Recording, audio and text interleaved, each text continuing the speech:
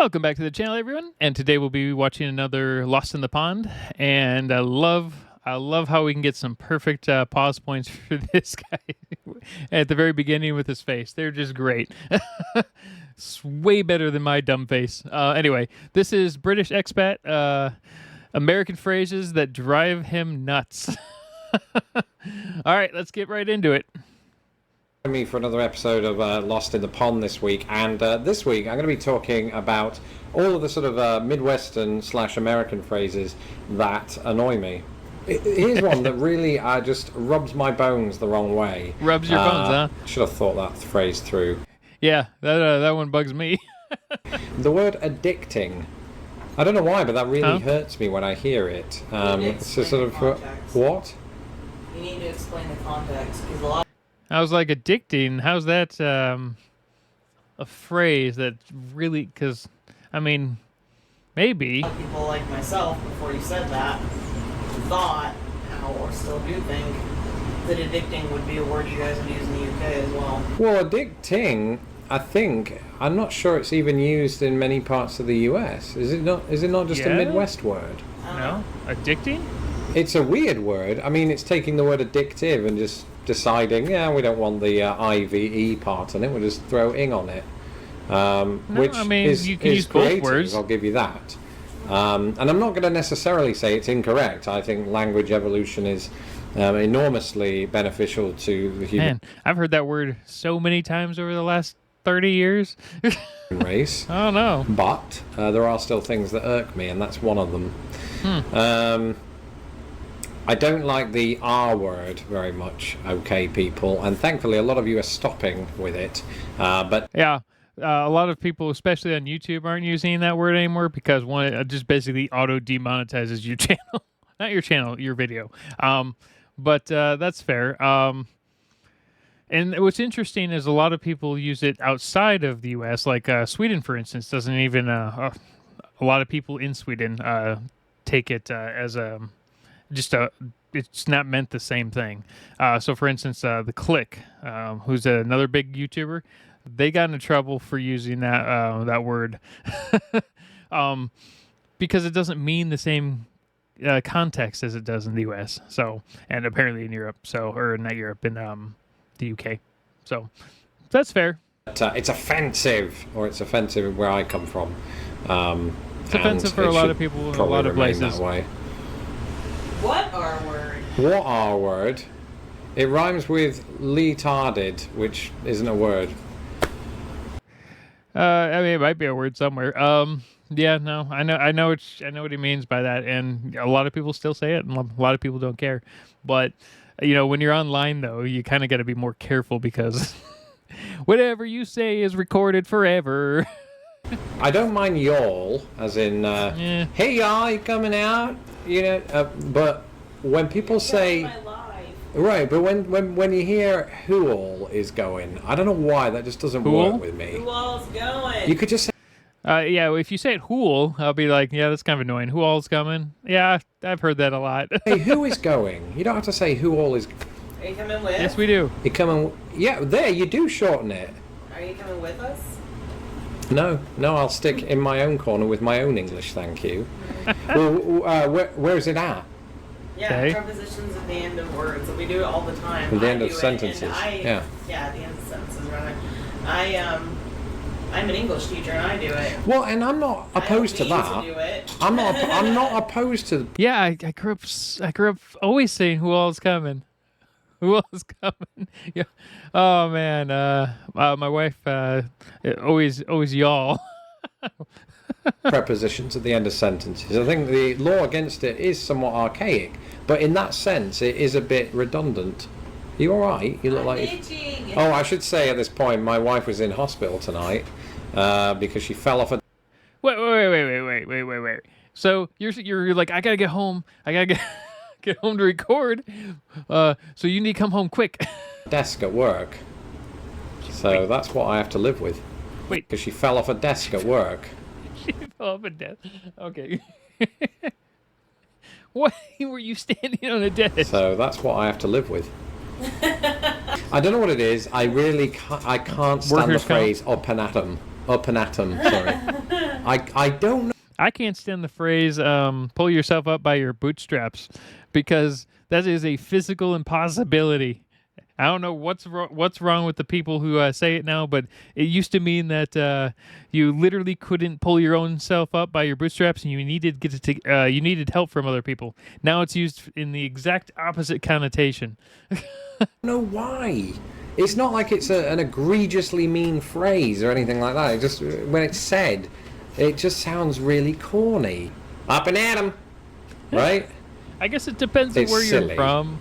Oh, here's one, and I don't know why. Again, I have no rational explanation for any of these, but the word... To be fair, I've never really heard "up and at 'em" from wherever I used to live in multiple places, but I can see it. I've heard it in a lot of movies and things and TV shows. nix, to nix something, explanation for any of these, but the word nix, to nix something, and it's usually a... I that's more of a city thing in a lot of ways. Maybe it's I've never ever heard anyone in my immediate vicinity use that to, you know, as a word for like stealing something. So I it could be something from, you know, I don't know which cities would use it. I don't know. Accompanied by this. We're gonna nix that, aren't we? Oh, You do that. nix. Yeah, but I don't. Sorry, I thought he was so nix. Okay, nix. I've heard it a couple of times. It's rare. Most people would just say cut. Make that Oh, my hand lies. gesture. What do? You do that, don't you? Now Some it sounds people do. appalling, like she's a member of Hamas. Oh, one that really drives me Man, was that? That was probably even worse because 8 years ago. nuts, and there are variants on this. Things like all access, or an all-in burger that you had. What is an all-in burger? What does that mean? Whatever it means. Who knows? Honestly, I've never heard of All In Burger. I've heard of All In only in the context of gambling.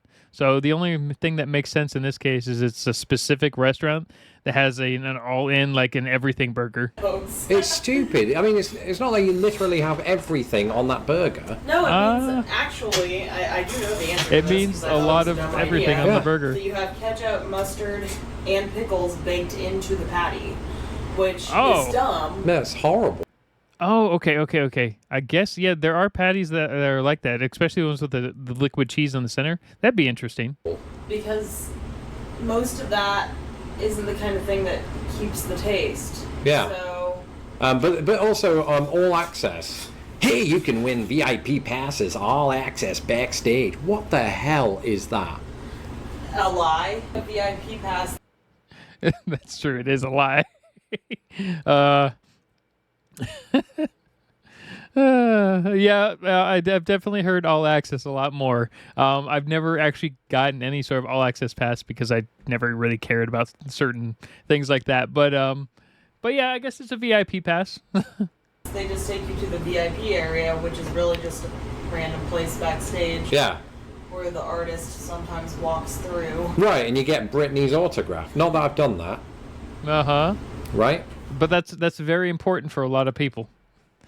And if they have one chance to meet whatever idol they happen to have, then they're gonna do it. Oh, what about restaurant talk from the waiters? Like, How's that food tasting? like bloody exactly, in the words of Alan Partridge. The I don't know. I'll do the rest of it in Sir Alan of Partridge. Don't know why. No, nobody knows who he is, do they? 'Cause No. And I've watched a lot of British TV, but they're all American. do they not do no, How do you like that food? Yeah, How are you- you doing? you're in a Is there restaurant anything and I can get for you? well, exactly, and you know this should be a Okay, to be fair though, like I have a lot of friends over in the UK, and they actually like a lot of our restaurants because a lot of times some of the wait staff over there, while yeah, tips aren't necessarily as big of a thing, they kind of just sit around and stand there, wait till you like, getting like refills and things, or even if you're paying for those refills, is sometimes a literal nightmare. Whereas here, people are like always waiting on your table. It not always, but a lot of times. So. There's another channel that kind of does similar stuff, and he talks a lot about it. It's I was gonna say Opera GX, but that's an internet thing. Dang it, I forgot his name. Well, too bad. If I remember, it'll be down in the description. Video on its own. You know, can I get a refill on that water? Can I, or water? Can I, you know, how's that hamburger tasting for you? Yeah. I haven't that was a actually pretty bitten good into it yet. Thank you, though. Okay, to be fair, most servers come back after at least 10 minutes. If you haven't eaten your first bite of your hamburger in 10 minutes, I don't know what's wrong with you. When you ask how do you want your eggs, and you have to say easy no, is it over easy? Over easy, yeah. Easy over. Say over easy. Scramble. Sunny side up. Yeah, sunny side Sunny up. side. Yeah, I prefer that. It makes what's over easy mean? That's like sunny side up, but you flip it one more time. No, I know, but why is it called that?